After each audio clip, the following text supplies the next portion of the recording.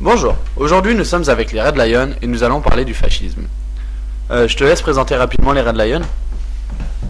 Les Red Lions, c'est une organisation révolutionnaire et nous combattons également le fascisme. D'accord.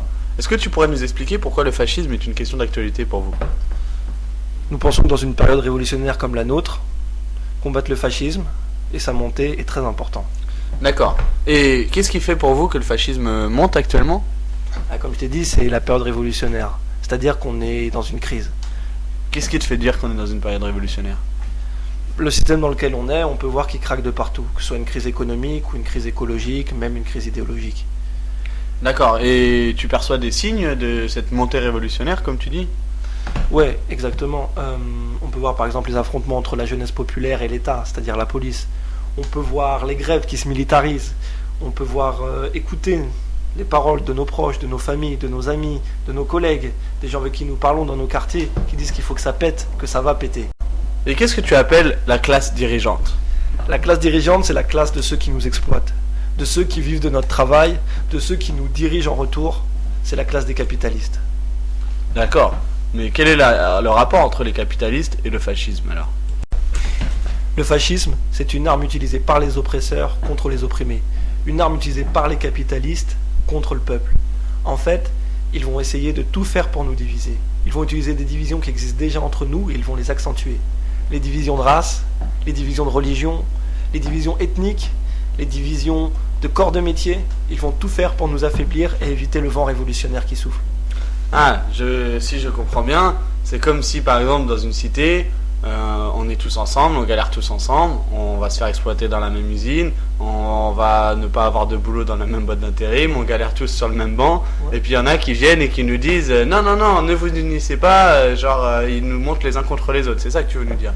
Exactement, mais c'est encore pire que ça, parce qu'ils vont s'appuyer pour cela sur nos défauts les plus sombres, le mépris des faibles, le machisme, la vulgarité, la brutalité, le non-respect pour les animaux. Ils vont essayer de tout faire pour accentuer nos défauts les plus faibles, pour éviter que nous puissions faire la révolution dont nous avons besoin. Ok, mais ceux que vous appelez les fascistes se définissent souvent eux aussi comme des révolutionnaires. Et c'est là où ce sont des vrais fascistes.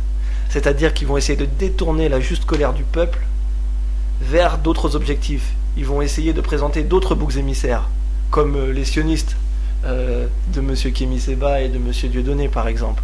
Ou les immigrés de Le Pen, c'est ça? Ou les Illuminati. Ou toute autre chose, tout sauf les capitalistes. Très bien, et est-ce que tu peux me donner des exemples d'organisations fascistes? Il y a toutes ces organisations qui désignent les sionistes comme coupables de tous nos maux, de tous nos problèmes. Il y a Égalité et Réconciliation, puis il y a le MDI aussi, qui veut diviser le peuple en différentes communautés et qui veut accentuer ces différences. Ça ne renforce pas le peuple. Il y a les identitaires qui font du régionalisme, et puis il y a le Front National bien sûr.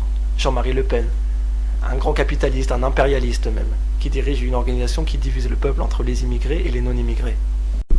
Très bien, nous avons compris ce qu'est le fascisme pour toi. Maintenant, est-ce que tu peux nous expliquer brièvement quel est votre projet? On va s'appuyer sur la réalité.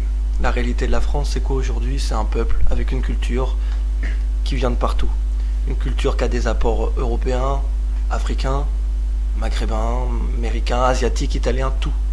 Et la plus belle preuve, c'est la culture hip-hop qu'on apprécie presque tous. En fait, on vit ensemble et on se mélange. Ça, c'est la réalité, ça, c'est concret aujourd'hui en France. Et nous, on va s'appuyer sur cette réalité pour créer un ciment qui unifiera le peuple de manière à ce que le peuple puisse attaquer ses ennemis et attaquer ses oppresseurs. D'accord, donc c'est cela l'offensive de la culture métissée et populaire. Est-ce que tu pourrais conclure? Pour conclure, je reprendrai le mot d'ordre qui était celui des Black Panthers et qui est le nôtre. Tout le pouvoir au peuple.